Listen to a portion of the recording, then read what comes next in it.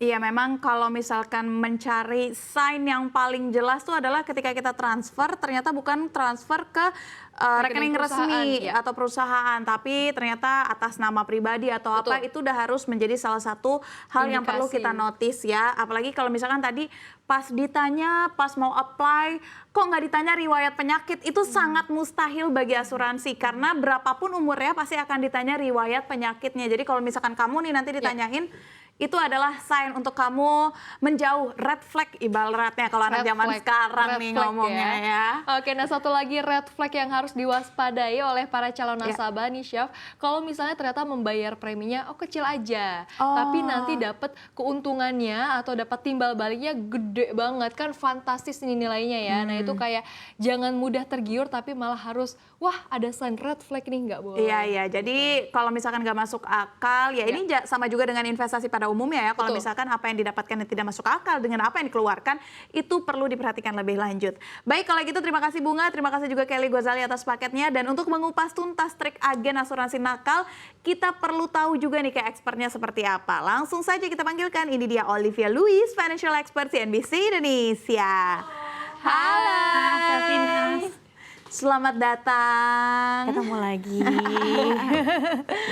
Ketemu lagi dan kita masih akan mengulas seputar asuransi nih, Kak Olive. Sebenarnya kan kalau kita melihat asuransi ini bukan hal baru ya. Asuransi itu dari zaman dulu tuh dari orang tua selalu menegaskan, ayo pakai asuransi dong, ayo pakai asuransi gitu kan. Nah, sekarang gimana kita bisa mengetahui asuransi itu bisa mempengaruhi nasabah untuk membeli produk tersebut melalui agen-agennya kan, biasanya jarang banget sekarang kita mau pakai asuransi terus kita datang ke kantornya, biasa ada agennya, ketemu di mall kah atau teman kah atau apa gitu. Nah, gimana cara kita biar tahu nih kalau misalkan kita itu merasa adil diperlakukan oleh agen tersebut, atau paling tidak kita tahu deh kalau agen ini tuh adalah agen yang benar gitu.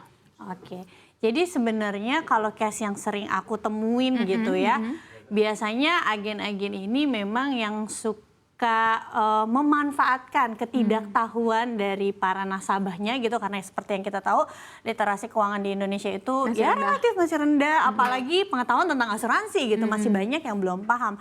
Nah, mereka memanfaatkan ketidaktahuan ini untuk menawarkan produk-produk gitu. Jadi diputar, misalnya ini produk investasi yang ditawarinnya, produk asuransi, ini produk asuransi atau proteksi yang ditawarinnya si investasinya biar lebih menarik gitu. Padahal betul, padahal kan investasi yang di dalam asuransi ini berbeda sama investasi murni seperti itu. Terus case yang lainnya juga sering nih, biasanya kalau ketemu agent kan, oh saya udah punya asuransi, terus ditanyain ya udah saya review polisnya dong kayak gitu. Nah, dari review polis ini terkadang padahal polisnya si nasabah itu sudah memenuhi kebutuhannya. Tapi ya namanya juga agen ya, kan namanya mau juga penjual ya. Ya nggak salah juga. Dicari-cari aja gitu kelemahannya. Makanya aku juga pernah ketemu case satu orang dia bisa punya asuransi sakit kritis itu sampai 3 dari 3 perusahaan yang berbeda, karena dia ketemunya agen yang berbeda-beda, dianggapnya masih kurang terus, padahal belum tentu kurang loh gitu kan. Terus case yang lainnya bahkan ada agen nih yang sebelumnya misalnya dia di perusahaan asuransi A, dia pindah nih tiba-tiba ke perusahaan asuransi B, ya dia pasti akan tawarin dong ke nasabah lamanya. Ya kalau memang nasabah lamanya itu butuh upgrade polis atau butuh polis baru sebenarnya nggak apa-apa, tapi jangan sampai ini dipakai untuk kesempatan nih jual asuransi baru, apalagi kalau misalnya tidak menjelaskan secara berimbang. Tidak menjelaskan secara berimbang itu seperti apa sih? Tidak menyampaikan bahwa kalau bikin polis baru dan nutup polis yang lama seperti yang tadi disampaikan sama Bunga, itu ada masa tunggunya lagi loh. Ya kan? Ini dikasih tahu nggak nih masa tunggunya kalau misalnya sakit kritis katakanlah 30 sampai 90 hari lagi. Yang dimana polis sebelumnya misalnya udah hidupnya bisa 10 diambil, tahun. iya kan? 10 tahun lalu, mungkin kondisi kesehatannya sekarang sudah berbeda. Tiba-tiba kok kena masa tunggu dia kena penyakit gimana? Iya kan? Seperti itu. Iya, jangankan ganti polis, kalau misalkan satu polis mati aja, nunggu dan masa tunggunya lagi aja tuh bisa 1 tahun loh maksimal paling lama. Jadi perlu diperhatiin juga nih sama nasabah, kalau misalnya agennya pindah, tidak mesti kok ikut pindah polis asuransinya juga, karena kita harus perhitungin juga nih ada cost opportunity di situ ya kan. Walaupun preminya lebih rendah, tapi cek lagi yuk samping-sampingnya ada nggak yang Dan kalau memang agennya pindah atau agennya katakanlah agennya meninggal itu bisa di take over sama agen lain dari perusahaan yang sama sebenarnya dan itu yang perlu diketahui oleh nasabah. Nah, kalau Bunga sendiri ada yang mau ditanyakan nggak Bunga? Oke, nah ini sebagai orang juga yang baru awam gitu ya, masih awam banget nih kalau soal asuransi begitu ya. Dan ini takutnya saya juga dimanfaatkan nih oleh agen-agen ini gitu karena ketidaktahuan. Nah, kalau dilihat dari sistem kebijakan pemasar polis begitu ya, kalau Olive, asuransi biasanya kan intensif yang ditujukan dengan pemberian bonus misalnya pada para agen. Apa ini sebabnya agen menghalalkan segala cara nih, Kak Olive, untuk mendapatkan nasabah? Oke, jadi kalau agen di sini kan memang di bisnis asuransi itu ujung tombak ya. Memang model bisnisnya seperti itu, marketingnya itu melalui orang yang nggak ada salahnya juga sebenarnya ketika itu dikasih reward gitu atau dikasih bonus di tempat lain juga gitu kan ketika jadi marketing kalau dia achieve target ya pasti dapat bonus atau reward. Nah selama ini dipakainya untuk memotivasi diri tidak masalah, tapi kan ada oknum-oknum nih yang justru memakai ini untuk menghalalkan segala cara. Sebenarnya menurutku yang mereka target itu sebenarnya bukan untuk menangin hadiahnya. Kalau yang nakal-nakal ya, lebih untuk dapetin title-nya. Karena mereka bisa naik tingkatan kan. Iya, naik tingkatan dan bonusnya akhirnya juga naik juga kan. Bonusnya naik dan dianggap pasti kalau orang awam ngelihatnya oh posisinya udah tinggi secara organisasi. Betul, tapi balik lagi, yang ini kan namanya oknum. Menurut aku pribadi ya, yang namanya oknum itu di setiap industri ada, jadi nggak cuma di asuransi aja. Gitu. Oke, nah kalau misalnya kita ketemu nih sama agent, kita tahu informasi yang dia sampaikan tuh benar atau tidak tuh apa aja sih? Biasanya tuh kalau agent approach nasabah tuh poin-poin apa yang wajib ada dalam setiap kata-katanya gitu loh, gimana? Oke, jadi yang pertama tentunya sebelum kita ketemu agent, kita harus punya pengetahuan dulu nih terkait asuransi dan juga mekanismenya supaya kita nggak kosong-kosong banget ketika gitu. ketemu sama agentnya ya. Betul, ya minimal kita tahulah apa itu polis, terus minimal kita tahulah bagaimana cara klaim gitu ya. Terus kita juga tahulah setiap produk asuransi ini dia memproteksinya apa, ya kan? Itu yang paling dasar lah kayak gitu. Jadi itu ya. Iya. Dan kalau polisnya misalnya udah jadi ini, oke, memutuskan untuk buka polis di agen tersebut. Maka gimana kita bisa ceknya nih? Apakah yang disampaikan sama si agent waktu dia approach kita itu beneran atau enggak sih? Ya lihat. Ada yang namanya look period kan, 14 hari di mana kita bisa mereview polis kita.